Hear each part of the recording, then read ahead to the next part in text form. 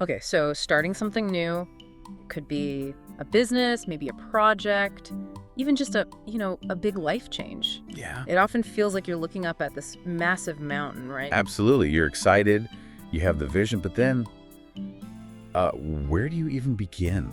How do you take that first step? Exactly. And the sheer amount of information out there, Yeah, it's so easy to feel completely overwhelmed. totally. Yeah. It can feel like wading through fog trying to find the path. So many guides, so many opinions. Yeah, what you must do, it's a lot. And that's really what we want to tackle in this deep dive. Right. We've gathered quite a mix of sources here. There's this comprehensive manual about starting a business, actually developed with Iraqi expertise. Which is interesting in itself. And then we have real stories from entrepreneurs, people who've actually done it. Plus advice on writing your own life story and some really practical tips from an online community about starting over. A really diverse set. So the mission really is to cut through all that noise. Pull out the key stuff. Yeah, the actionable insights, the surprising facts, the strategies that actually work, to give you a clearer roadmap. Help you figure out what's genuinely important from all this material for taking your own ideas forward. Tackling those challenges, maybe even launching that thing you've been thinking about. Okay, so let's start with the big picture, the why now. The business manual we looked at points to some real opportunities opening up. It does. It suggests it's actually a pretty fertile time for what they call MSMEs, micro, small, and medium enterprises. So what kind of opportunities are we talking about? Well, they specifically mention things like tech advancements making it easier to reach customers or run things efficiently. Okay.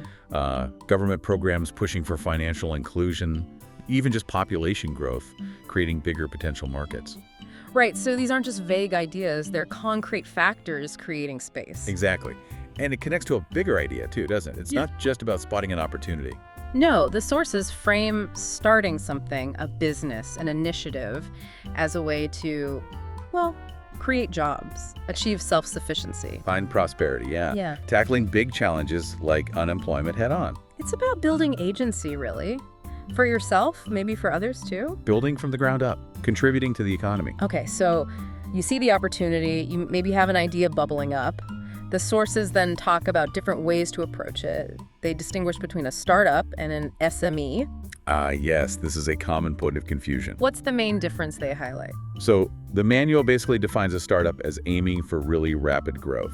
Often it's based on assumptions about the market that you need to test, like rigorously. Okay, testing assumptions. Whereas an SME, a small or medium enterprise, tends to focus more on sustainability, maybe slower growth. Right. It's usually built on more solid market research from the beginning. They prefer assurance. So it's less about whether you have a fancy office or a big team. Right. People often get caught up in that. It's more about the fundamental approach.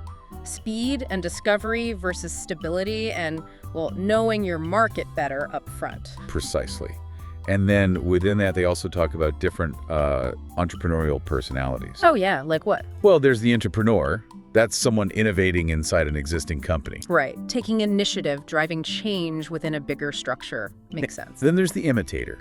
Yeah. Someone who sees a successful idea and basically copies it, maybe tries to improve it slightly. Okay, that can work, but the source suggests you might always be playing catch-up, right? That's the potential downside, yeah. Ah. And finally, the buyer.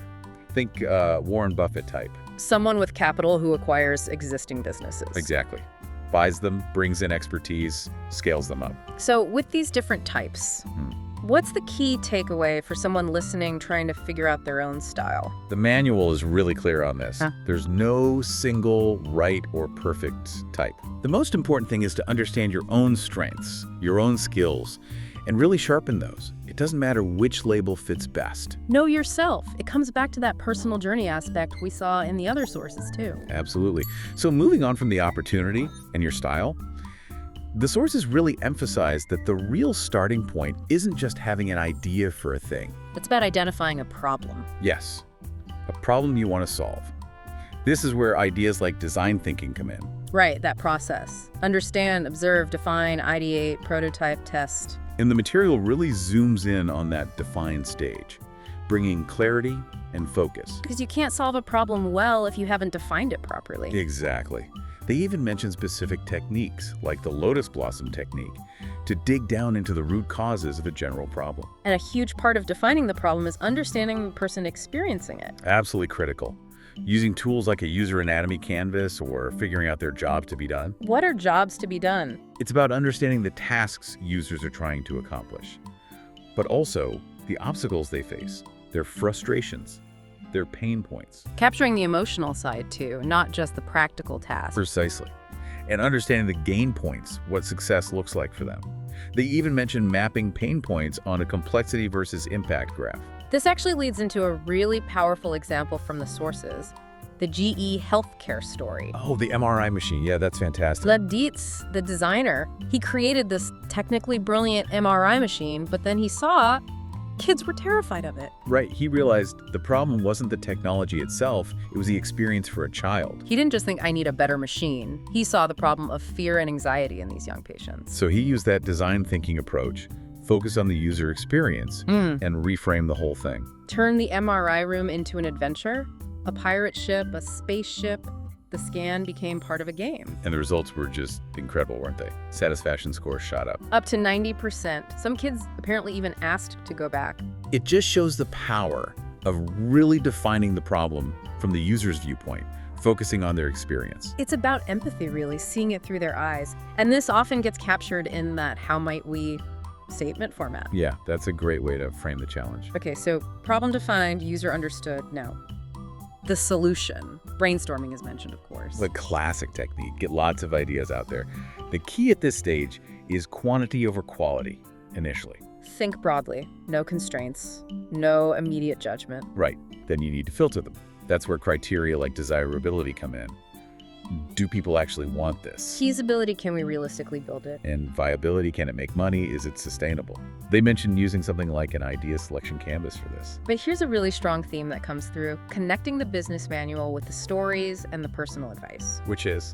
The importance of starting small and validating your idea early. Don't wait for perfection. Yes. The minimum viable product, the MVP. This is so crucial. The sources give great examples. Amazon starting out just selling books and using drop shipping. Right, they didn't have warehouses full of everything back then. Right. Or Zappos. Taking photos of shoes in local stores, buying them only after someone ordered online. I mean, neither of those were perfect, polished businesses at launch. Far from it. But they were good enough to test the core idea with real customers to learn. And it ties directly into that advice from the online community. Don't wait for motivation. Action creates momentum. Exactly. Taking that first small step with an MVP, getting feedback, that is action creating momentum. And the sources make a good point about how you get that feedback. They really advocate for customer interviews. Over surveys or focus groups, why? Well, surveys and focus groups kind of assume you already know the right questions to ask. Oh, okay. Interviews are more about exploration, getting out of the building, as they say, and discovering what you don't know, uncovering those unexpected insights. It's about validated learning. Makes sense. Okay, so you've got a problem, you understand the user, you have an idea, maybe even an early MVP version that's getting some traction. What next? Structure. Right, you need a framework. Ah. And that's where the business model canvas, the BMC, comes in. How do the sources describe the BMC? Not just as a static plan, but more as a tool for figuring out how you'll actually generate revenue.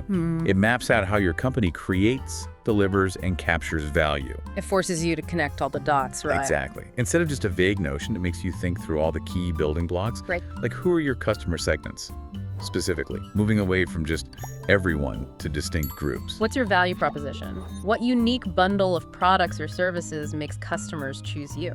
They mention different ways value can be created: performance, customization. The Rolls-Royce example is interesting. Their value isn't just selling engines, it's getting the job done with reliability and service. Right. Then channels, how do you actually reach your customers and deliver that value? Website, stores, partners. Customer relationships, how do you interact? Is it personal? Automated? Revenue streams, how does the money actually come in? One-time transactions. Recurring subscriptions. They list examples like asset sales, licensing, brokerage fees, advertising. And pricing is key here. Considering your costs, positioning, but also, crucially, asking customers about perceived value. Don't just guess what they'll pay. Exactly.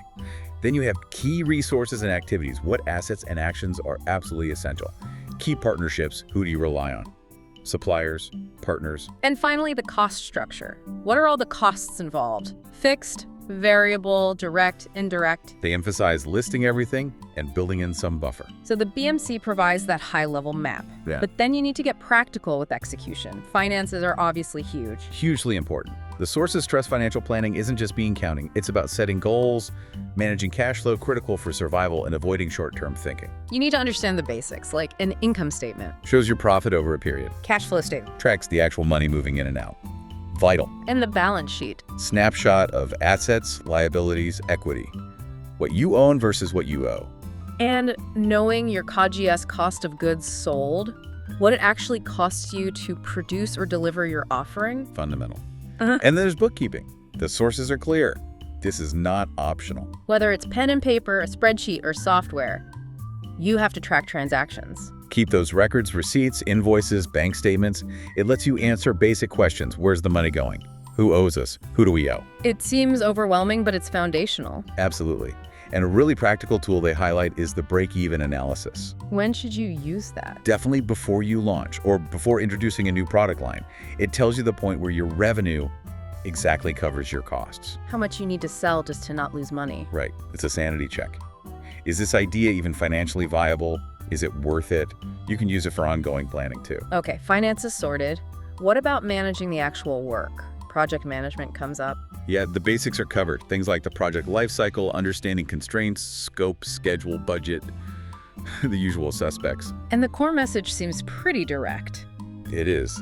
One source literally says, failure to plan is a plan to fail. Blunt, but probably true. It means taking the time to create clear documents, set baselines so you know if you're on track. And building the team to execute the plan is part of this too. Definitely. The material touches on team building, even referencing principles like breaking down barriers between departments, driving out fear, ideas from total quality management. Which apply whether you're a tiny startup or part of a huge corporation. Exactly. And, this links so strongly back to that personal advice we saw earlier. How so? Well, the online community advice about surrounding yourself with supportive people.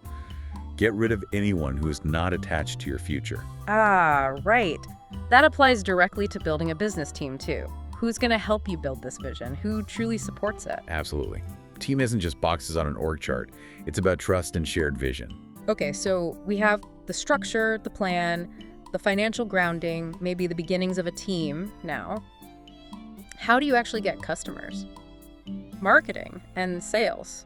The manual pushes for modernizing marketing, specifically digital marketing and social media. Why those? Often better cost efficiency and wider reach compared to traditional methods, though it depends on who you're trying to reach, of course. And they emphasize focusing on a niche, especially at the start. Yes. It seems counterintuitive to limit your market, but they argue it improves productivity, quality. You become the go-to expert for that group, and that can actually boost revenue. Makes sense. What about pricing strategies? They mentioned a couple. Dynamic pricing. Hotels or airlines, prices change based on demand and availability, and pricing below competitors. This requires tight cost control, obviously, but can work well for price-sensitive customers. And social media marketing gets quite a bit of detail. It does. It's presented not just as randomly posting stuff, but as a structured process. Starting with identifying your customer segment. Which you should know from your BMC. Right. Then figuring out your marketing strategies, what kind of content works for them. Developing that content, maybe using a calendar, building an asset library, having a workflow for creation, approvals, posting frequency. And then actually crafting the posts, using the platform's features effectively. Yeah, they give specific examples for Facebook and Instagram, like how to optimize your Facebook page with good descriptions, using the About section, call to action buttons. And using Facebook Insights to see your reach, engagement, what actions people take. And for Instagram, setting up a business profile to get insights, planning content, cross-promoting, using ads effectively with different formats, and clear CTAs, like Shop Now. So it's quite strategic. And then there's the sales side too. Right, roles like client services, keeping existing customers happy, and lead generation or development, finding new prospects. And they offer some really practical tips for the sales pitch itself. Yeah, I like these. Keep it short. Respect people's time. Good advice generally. Keep it simple, avoid jargon. Focus on influencing by highlighting value the client might have missed. Pointing out what they might underestimate. Exactly. And always end with a clear call to action. What's the next step? Make it obvious. Okay, so you're building the business, reaching customers, but you have to do it legally. The formal rules. Non-negotiable. The sources stress that even if you start small, maybe informally, getting official registration offers crucial protection. A company is a legal entity. You need that structure, especially if you want to raise capital down the line. And here's a really important distinction they make. Registering your company is often just step one. You usually need separate licenses based on your specific business activity. Precisely. Registering XYZ Trading Ltd. doesn't automatically mean you can open a cafe. You'd likely need health permits, maybe food handling licenses. Exactly. Those come from different authorities, Yeah. like a Ministry of Health, for example. So the key is research. The sources use Iraq as an example, detailing steps like reserving a trade name, depositing capital. But the takeaway isn't the specific Iraqi process.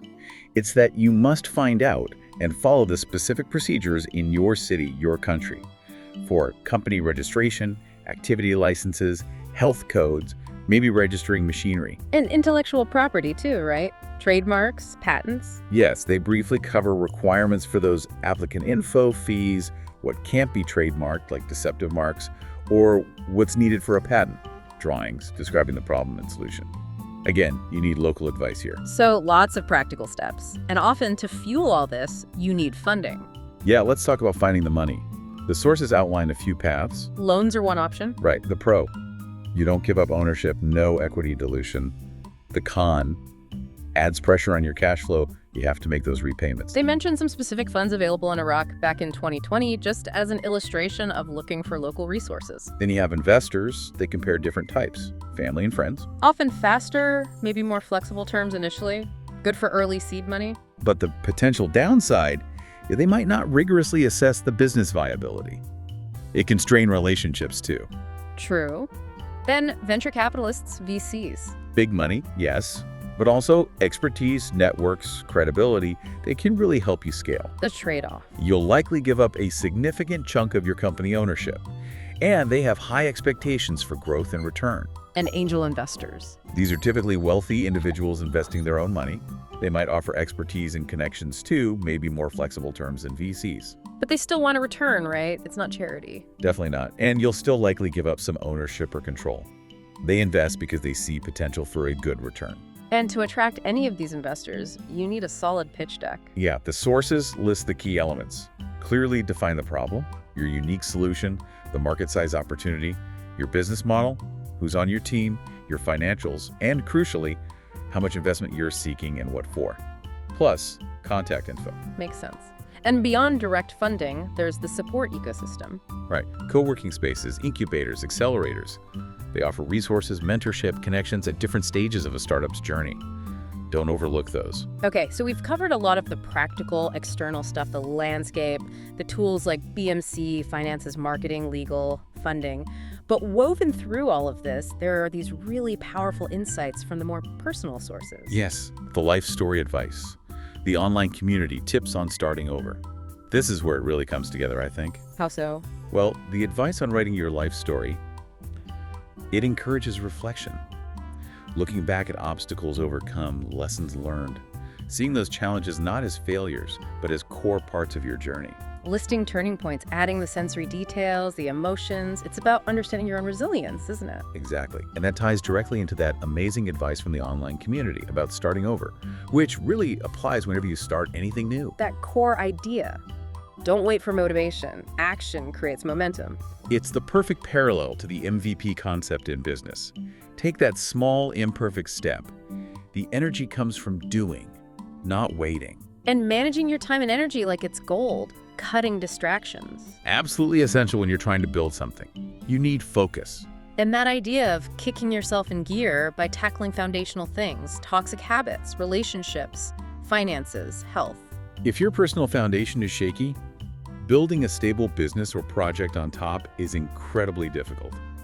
You need to take care of the basics. Understanding your strengths, too. What you learn easily, what you enjoy, where you gain competence. That helps you figure out your entrepreneurial style, like we talked about earlier, or what role suits you best. Taking accountability, stop blaming others, stopping the comparison game, trusting yourself. These are crucial mindsets for dealing with the inevitable bumps in the road, because there will be bumps. And planning your personal journey, figuring out how you got here to avoid repeating mistakes, setting goals in short intervals like 30, 60 days so you can see progress. It's like project management, but for your life path. It keeps you moving forward.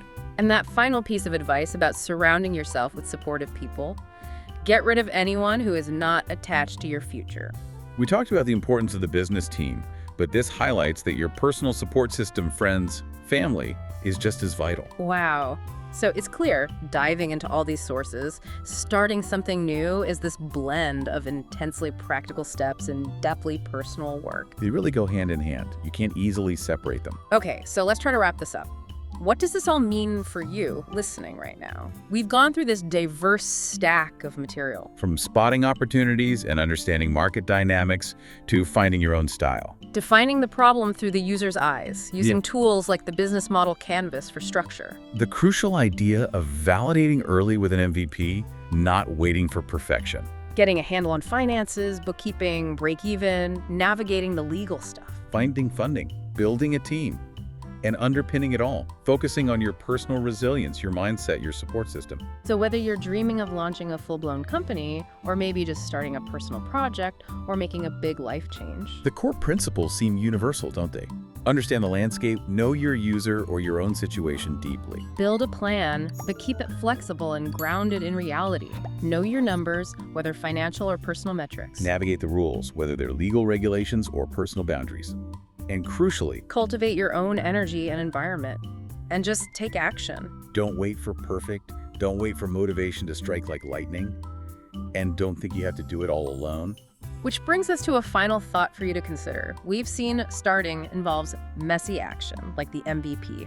It requires deep empathy, like that GE healthcare story. It needs practical grounding, like bookkeeping. And it demands personal resilience, like the advice on starting over. So thinking about just one small idea or one change you've been mulling over. How could you apply just one piece of practical advice from this deep dive, maybe today? What's one baby step, as that advice put it, that you could take right now, instead of waiting for the perfect plan or that elusive burst of motivation?